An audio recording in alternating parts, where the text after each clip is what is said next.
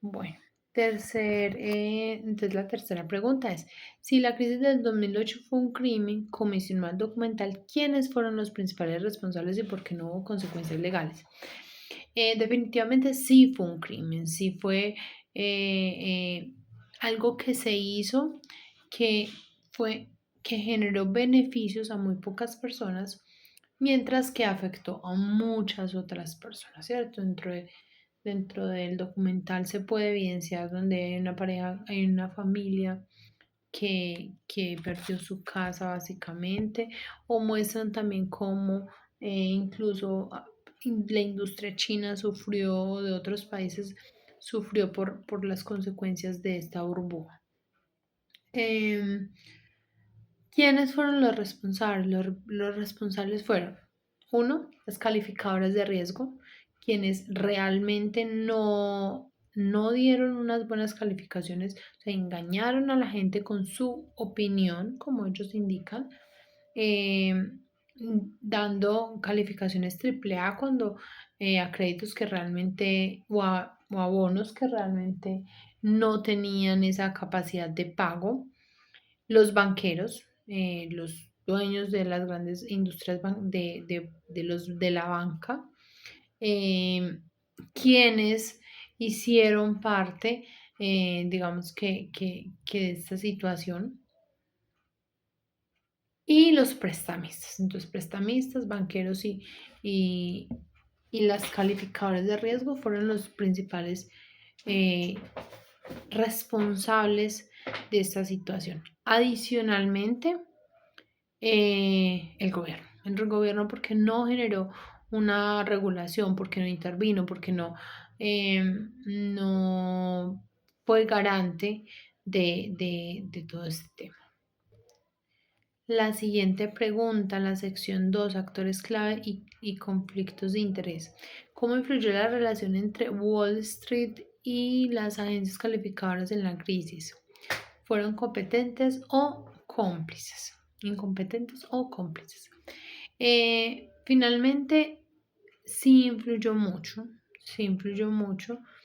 Fueron cómplices de toda la situación porque los unos son los que estaban, o sea, las calificadoras de riesgo estaban diciendo, estos son bonos triple A, son de los mejores, pero en realidad eran bonos que no se podían pagar, eso aumentaba eso les generaba a ellos ingresos y a la par, pues a Wall Street le daba ingresos poder vender este tipo de bonos que no eran pagables. Entonces los dos realmente fueron cómplices y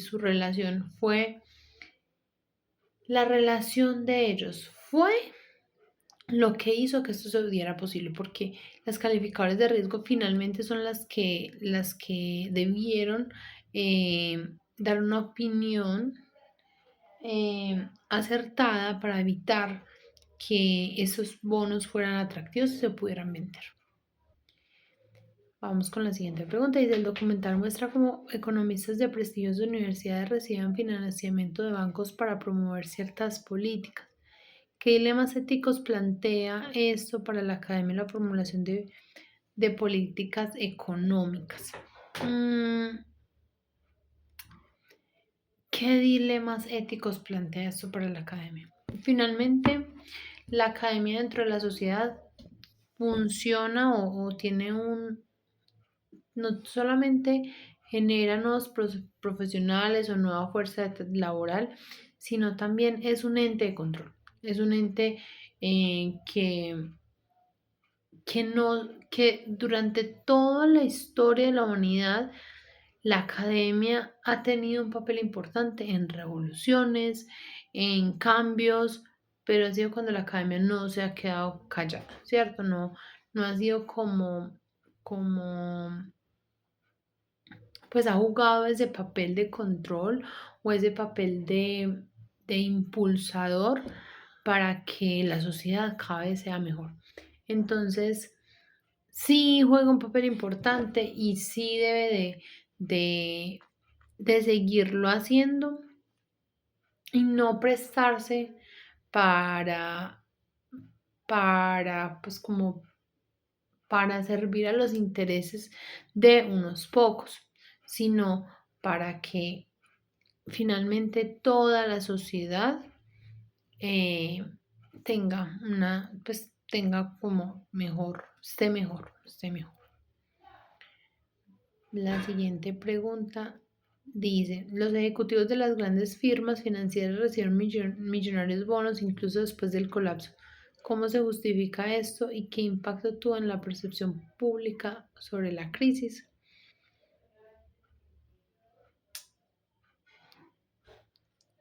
Los, sí, incluso esa pregunta se ve que se la formulan a este señor, no recuerdo su nombre, pero el que estaba dando pues como las explicaciones frente al Congreso, y donde se ve que finalmente los escrúpulos no se vieron, ni siquiera se generó un tema de arrepentimiento frente a las condiciones o frente a todo lo que había sucedido. O sea, no se vio como una especie de devolverle a las personas o un resarcimiento o un pagar con su propio bolsillo el daño que le estaban haciendo a los demás, sino que ellos conservaron sus riquezas, se hicieron bastante ricos y no solamente eso fue, sino que recibieron incluso posterior al o en el colapso o posterior al colapso dinero. Entonces, la opinión pública que pudo verse de eso es que yo creo que son dos. Una, finalmente es un mensaje de que ser malo paga. Que tengas, lo importante es que tengas buenas conexiones y que estés dentro de la rosca, por decirlo de alguna manera.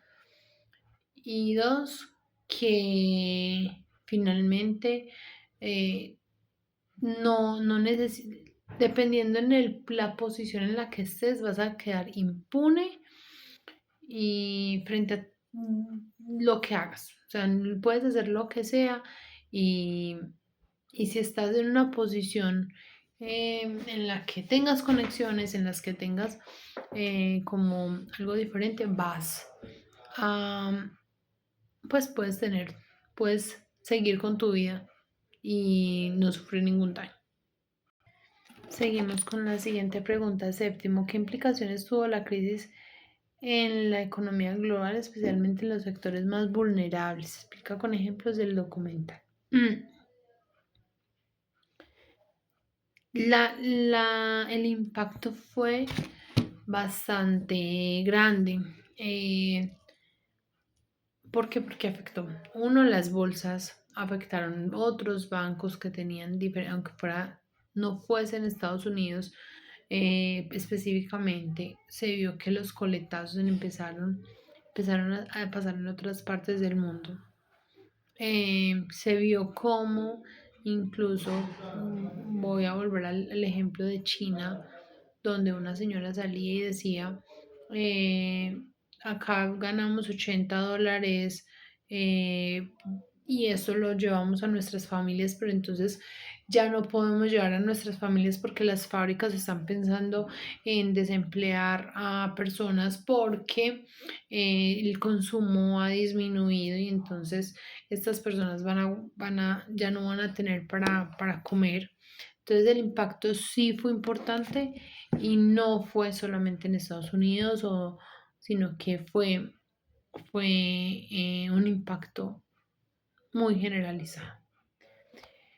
Vamos con la pregunta 8. ¿Cómo ha cambiado o no el sistema financiero desde el 2008? Evalúa si las reformas han sido suficientes para evitar otra crisis similar. No, no, no ha cambiado mucho, sigue siendo igual. Vimos que durante el documental abordaron incluso pues como las políticas o las campañas que había hecho Obama frente a esta situación y pues se vio que volvieron a contratar las mismas personas para ser los asesores, que esas personas que hicieron tanto daño siguen estando pues como en la misma, como en la misma posición, en el mismo, pues en la misma posición, ¿no? En la misma, siguen tomando decisiones, siguen estando como involucrados.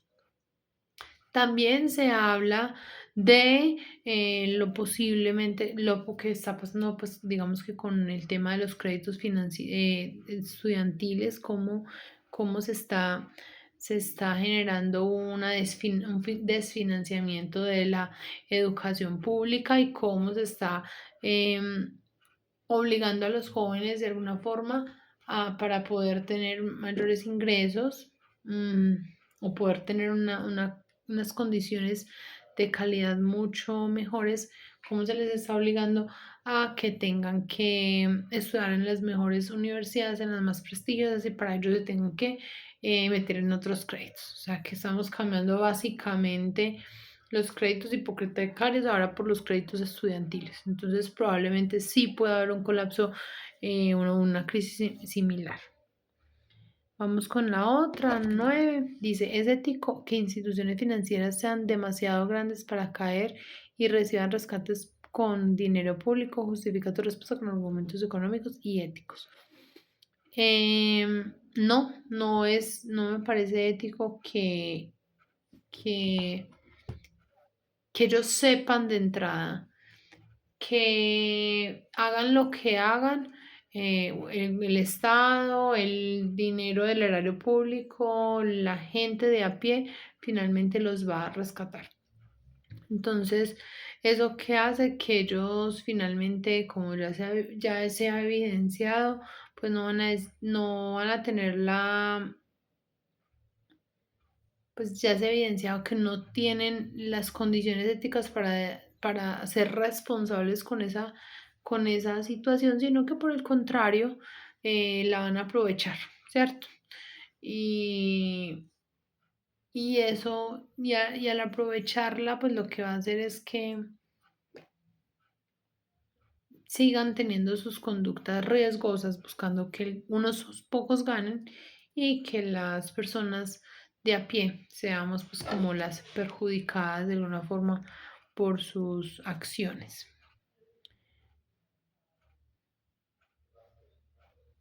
Eh,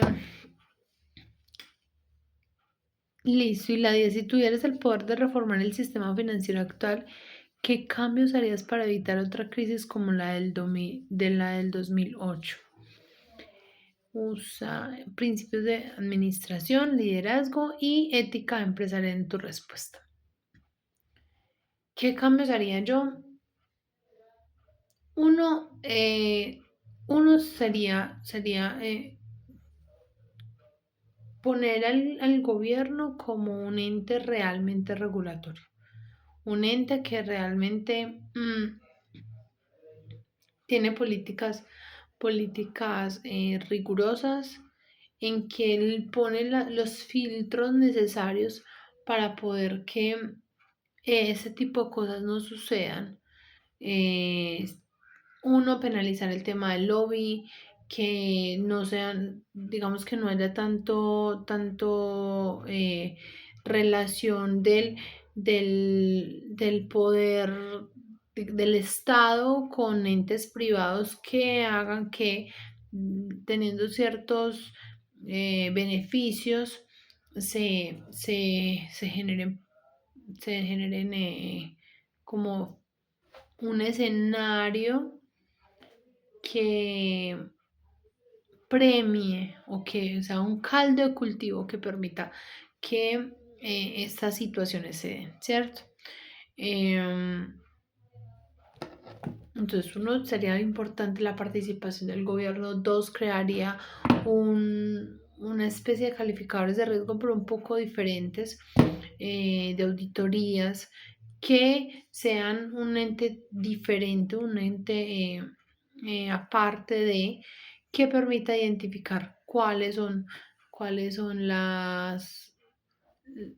digamos que qué situación se está generando, o qué empresa está dando información u opiniones inadecuadas en todo el tema financiero.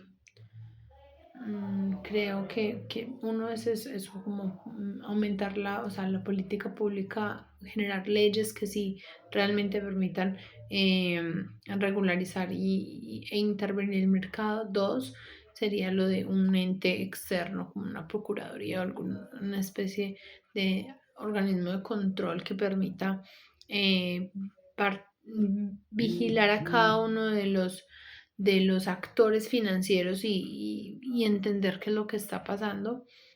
Creo que eso sería lo que yo haría.